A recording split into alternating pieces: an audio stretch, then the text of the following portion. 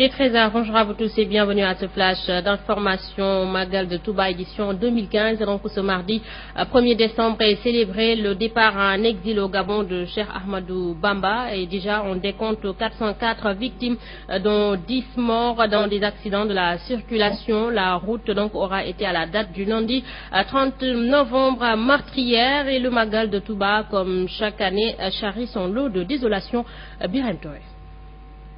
Selon le service de communication du groupement national des sapeurs-pompiers, sur les 68 interventions effectuées en quelques jours, 60 l'ont été pour des accidents de la circulation qui ont fait au total 404 victimes, dont 10 morts, soit plus de 390 blessés. Un nombre encore élevé selon les autorités qui avaient pour objectif un Magal zéro accident. Un vœu pieux si l'on sait que la réalité est tout autre. Parmi les causes principales de ces accidents restent la somnolence des chauffeurs et le défaut de signalisation des véhicules garés sur la chaussée ou encore l'excès de vitesse. Les blessés ont été pour la plupart évacués dans les hôpitaux de Diourbel et l'hôpital Ndamatou de Touba. Les sapeurs-pompiers ont également repêché le corps sans vie d'un enfant dans une fosse septique dans la ville de Touba. Un accident qui remet au goût du jour l'absence d'éclairage dans certaines ruelles de la cité religieuse, mais aussi l'ouverture de fosses septiques et des trous de fortune sans aucune régulation par les populations. Magal oblige, les autorités laissent passer. Travail spécial à Touba, Birahim Touré.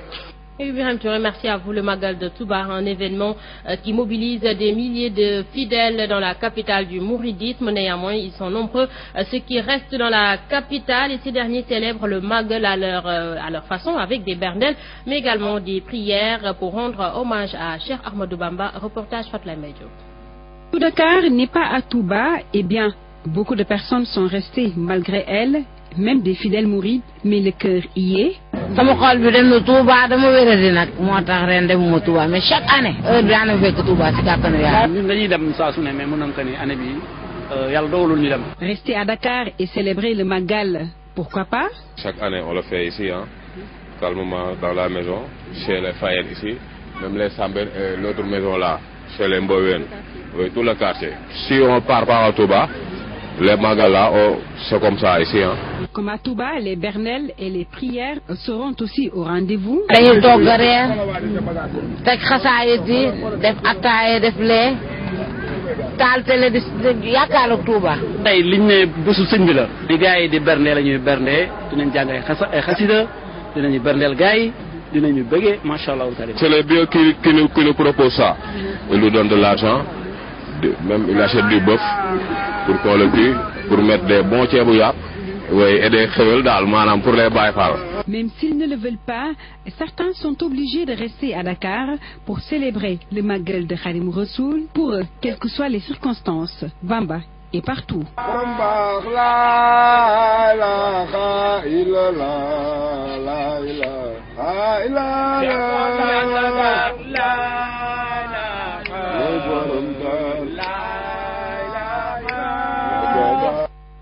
Fatla Mbaye, ce 1er décembre coïncide également avec la célébration de la journée mondiale de lutte contre le sida et les acteurs s'engagent à éradiquer la pandémie à l'horizon 2030 et c'est possible selon l'Alliance nationale contre le sida qui compte mettre à contribution des médiateurs de santé pour amener les personnes séropositives à connaître leur statut de sérologie, avoir accès au traitement pour en définitive éliminer toute trace virale conformément au nouveau plan de lutte contre le sida. Et le défi de cette année dans notre pays, c'est de parvenir à 0 nouvelle infection et 0 cas de décès liés au sida.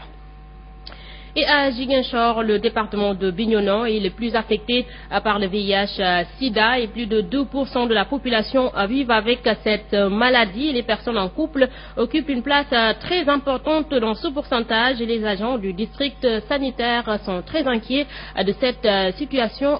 Correspondance à Sédou Ibrahima Diallo. Le syndrome d'immunodéficience acquise, une maladie qui hante sérieusement le sommeil des acteurs de la santé de la capitale du Foni. En effet, la plupart des malades hospitalisés ces derniers mois au district sanitaire de Bignona souffrent du VIH-Sida, une révélation du docteur Ibrahima Tito Tamba. Je me rappelle, il y a même pas longtemps, 1 à 2 mois, la plupart de nos hospitalisations, c'était les personnes vivant avec le virus du sida.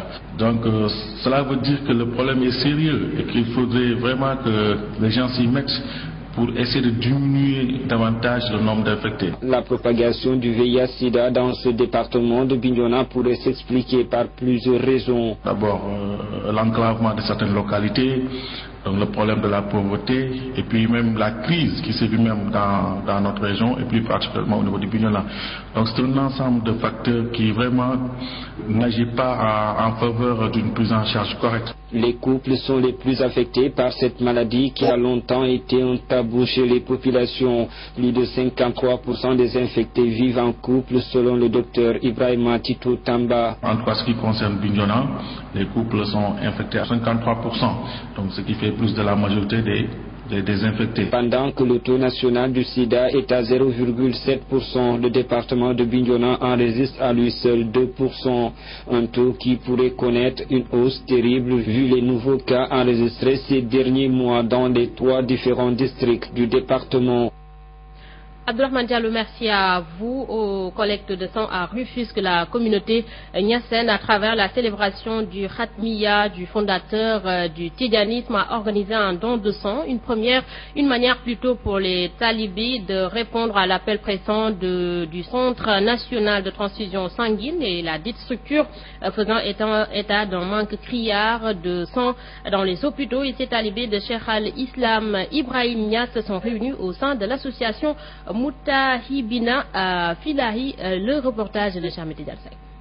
L'alerte est donnée par le Centre national de transfusion sanguine. Il manque du sang dans les hôpitaux, d'où la nécessité d'effectuer des descentes dans les localités pour en collecter. Le centre de transfusion sanguine manque énormément de sang pour satisfaire le besoin des hôpitaux et de la population. C'est pourquoi on sort de temps en temps organiser des dons de sang dans les localités, dans les centres, les ASC, les associations qui organisent des dons de sang pour qu'on puisse avoir un peu de sang pour satisfaire le besoin des hôpitaux. Donner de son sang est un acte citoyen au-delà de sauver des vies. Il y a des avantages. Donner du sang, c'est noble. C'est aider des personnes. Si tu arrives à donner du sang 2 fois, tu vas avoir une carte. Cette carte va te servir quand tu seras malade. Ce don de sang est porté par l'association Moutahibina Filahi Rouhou, une manière pour ses membres de célébrer le Khatmiya de Cheikh Ahmed Tidjani Chérif. On fait ça la nuit du 17 au 18 Tafar, qui est la nuit de l'accomplissement du Seydina Cheikh Ahmed Tidjani qu'on appelle Khatmiyatou.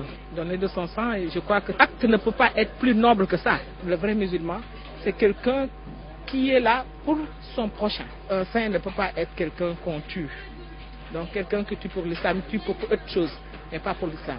L'innovation cette année pour cette structure regroupant des talibés de Cheikh al-Islam Ibrahim Niass, c'est ce don de sang. Ils veulent ainsi agir sur l'humain en sauvant des vies afin de mériter la satisfaction divine. Chameti Dialsek, merci à vous. Et pour la première fois de son histoire judiciaire, Kolda va juger des affaires criminelles. C'est dans ce contexte que la chambre criminelle a été installée ce jour dans la capitale du Fouladou, une juridiction qui remplace la cour d'assises et qui va statuer sur 12 dossiers criminels et mettra donc 28 personnes en accusation. Yoro Moussa Diallo, le procureur de Kolda, près du tribunal, est ici avec Pape Djalibadji.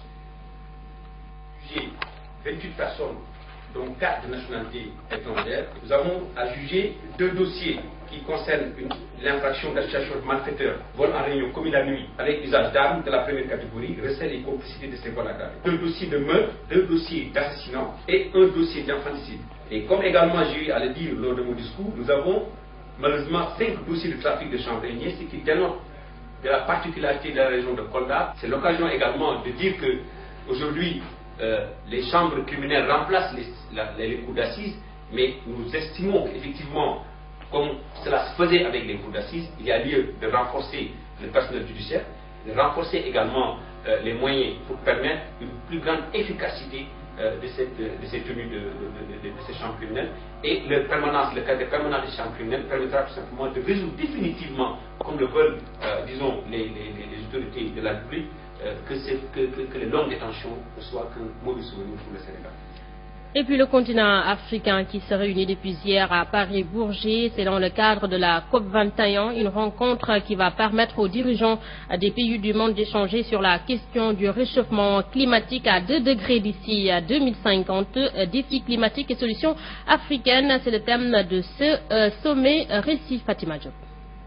Des engagements financiers de plusieurs milliards de dollars sont attendus durant les discussions. L'Afrique attend de la COP21 des engagements concrets et rapides. Au total, une vingtaine de délégations sont présentes. 14 chefs d'État et de gouvernement africains, y compris le président de la République du Sénégal, Macky Sall, mais aussi des bailleurs qui devraient s'engager à financer des projets identifiés comme prioritaires pour l'Afrique, dont la promotion des énergies vertes, la relance du projet de la Grande Muraille verte et la restauration du lac Tchad gagné par la désertification et l'insécurité alimentaire. L'engagement également de la Banque mondiale dans cette logique d'aider l'Afrique à lutter contre le changement climatique. La Banque mondiale a elle aussi lancé un plan d'action qui ambitionne de rassembler des financements à hauteur de 16 milliards de dollars d'ici 2020. L'objectif de ce plan est de promouvoir une croissance forte mais propre dans les pays les plus pauvres. Le plan d'action de la Banque mondiale soutiendra des initiatives concrètes telles que la promotion de certaines pratiques agricoles intelligentes, des programmes de lutte contre l'érosion côtière ou de soutien aux services de météorologie. Aujourd'hui, dans le continent, l'Afrique du Sud est l'un des 15 plus gros émetteurs de gaz à effet de serre de la planète et surtout le plus gros émetteur du continent africain avec environ 500 millions de tonnes de CO2 par an. Les chefs d'État africains ont appelé les participants à saisir l'opportunité offerte par la conférence de Paris COP21 avant qu'il ne soit trop tard.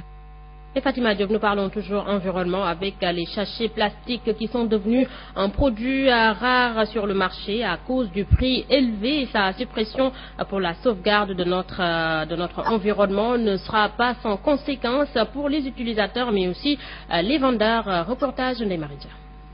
Le Sénégal va vers l'élimination des sachets plastiques. En attendant que la mesure soit effective, les sachets sont de moins en moins visibles sur le marché, ce qui explique d'ailleurs une hausse des prix. Un prix trop élevé pour d'ailleurs ce boutiquier qui a décidé de ne plus en acheter. Avant, on l'achetait à 600. Maintenant, c'est 1000 francs et plus. Je ne vends plus de sachets. C'est mieux pour toi. Oui. Parce que sinon, c'est quoi? C'est les bénéfices? Non, ça ne m'arrange pas. La suppression de ces sachets ne sera pas sans conséquence pour les vendeurs qui s'inquiètent déjà pour leur avenir. Si on enlève ces sachets, qu'est-ce qu'on va faire? C'est la question qu'on se pose. Et déjà, quand il faut prendre une telle décision, il faudra nous consulter, nous proposer autre chose à faire. Beaucoup d'entre eux ont déjà pensé à une reconversion. Vendeurs, boutiquiers et utilisateurs, ils espèrent tous que l'État va penser à une alternative. Eh bien, si on nous enlève ces sachets, il faut penser les remplacer avec autre chose.